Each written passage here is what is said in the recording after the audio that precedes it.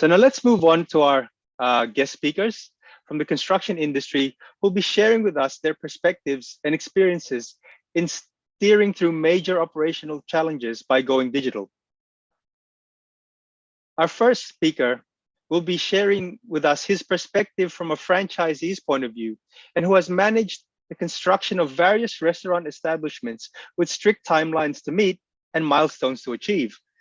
He is the managing director of Eola's Hospitality Consulting Limited, and with over 35 years of experience in franchising operations, training, marketing development, profit and loss management, general management. He was instrumental in the expansion of multinational restaurant chains, including TGI Fridays and Papa John's across Europe, the Middle East, and Asia Pacific. Let's hear it for Mr. Donald MacQueen. Hi, my name's Donald MacQueen. I am a hospitality and franchising consultant. I've been in this industry for many years, including 30 years working in the international market, either living abroad or running franchise businesses in multiple countries. And I believe now I'm at 29 countries in total that I've done business in.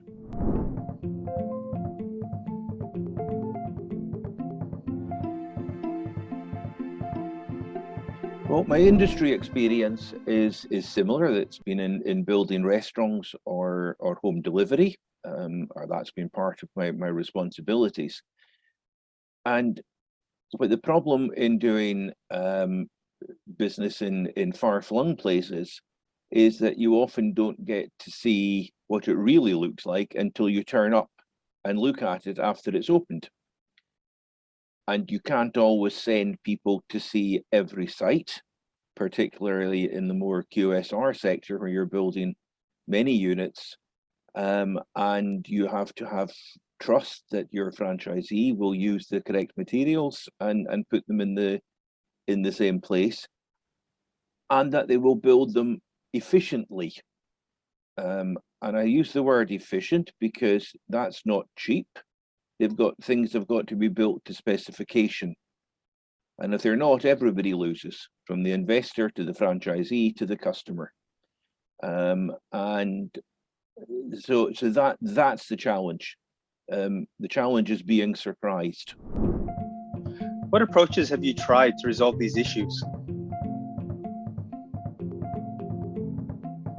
The approach has always had to be a very people-focused approach, in that you provide the right training and support to people. You choose the right franchisees if it's a franchise business that you can trust and rely on to do what the company specification says it should be.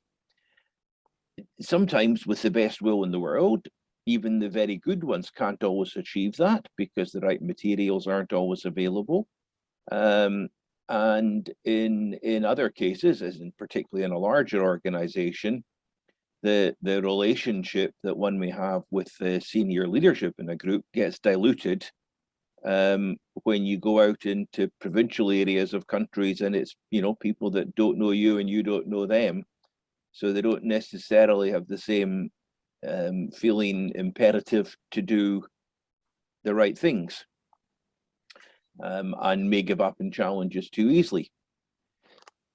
So the fascinating thing in this program that we're talking about is that I can relate it very directly to actually running a restaurant itself, because I would be able to control, to a point, the quality standards in restaurants by being able to know through what we would call a sales mix, to understand what had been sold, and through a product consumption mix to understand the ingredients that had been used. And if you have remote IT systems that can pull this information, you can compare the ingredients used against the final sales, and that's your control. Because if these figures match up to within 0.5% or better, there's a reasonably good chance there that things are being done according to standard. Let's understand some more on the materials management and its significance. The beauty in the STEER system is the materials management. The rest is great, but not necessarily unique. But the materials management element, where you can compare what a quantity surveyor would say would be the correct amount of materials to be used, with working out what wastage would have to be expected, because in building, as in cooking food, there's always got to be some wastage. But you can then measure what is the acceptable amount, and therefore figure out what is the amount of material that should be getting used on a job.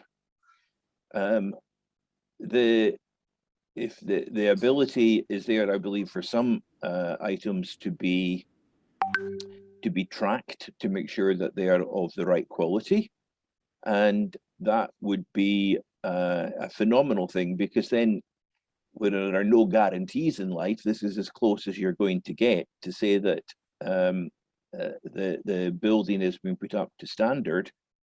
And when a physical inspection is carried out, you have absolutely real data on an iPad or laptop or whatever to measure the final result against.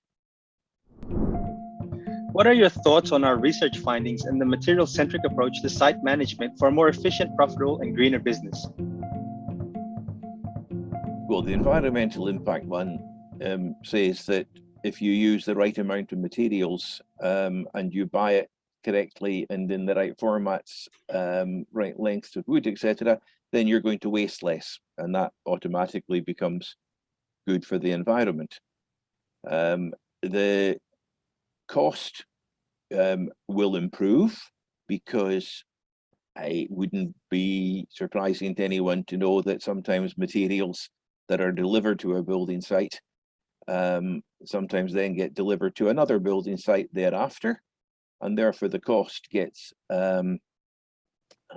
increased. The other point, I think, and again it's relevant to my industry, is there's an expression that says what gets measured gets done, which is also followed by what gets done gets rewarded. So the fact of the matter is, it's a psychological thing. If people know that there is a computer system, for want of a better expression, software, that is measuring their efficiency and use of materials, immediately, without anyone ever even checking the program, that will improve performance. Because if people believe that they are being checked and their key performance indicators measured, there's a far greater chance that they're actually going to perform to standard. So that psychological thing immediately has an effect. But then, of course, in reality, when you do go and measure it, you start to come up with facts and figures and knowledge that I couldn't tell you without having more experience of the system and getting more input from building professionals about the on-site efficiencies, savings is going to make. Don't know if there'll be savings in time in terms of building, but certainly in terms of less waste to get disposed of, and it's just going to create a better discipline on site management. If you think that there's going to be a police speed trap to try and catch you for speeding, you will slow down to the correct speed limit. And this is the same principle. If you think that wastage is going to be caught, you will not do it. Any other sharing or foresight that you would like to share with the industry in terms of digitalization in tech and construction in the coming years?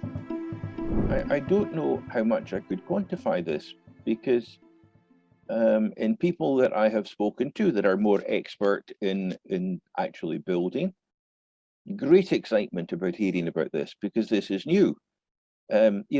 Project management plans and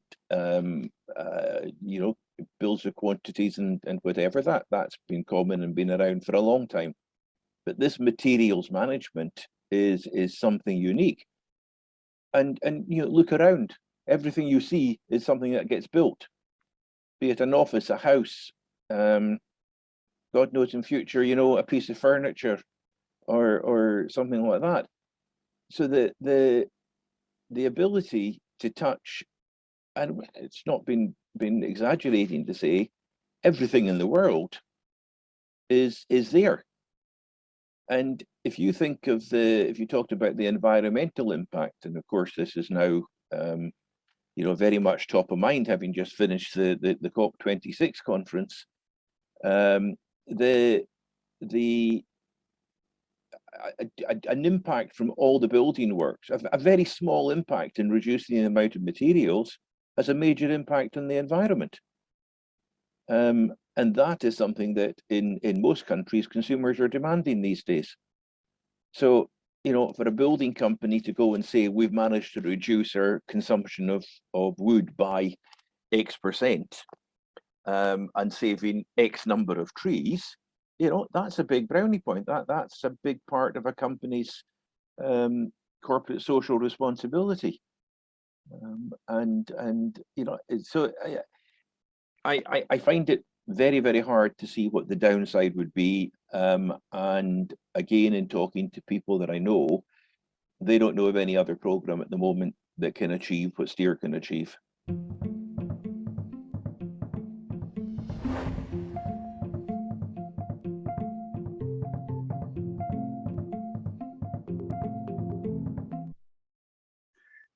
Very insightful indeed.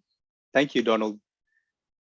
We'd like to take this short interlude to find out which of the key points that Donald raised were most relevant, or which resonated most with you. Please vote and we'll share the results shortly.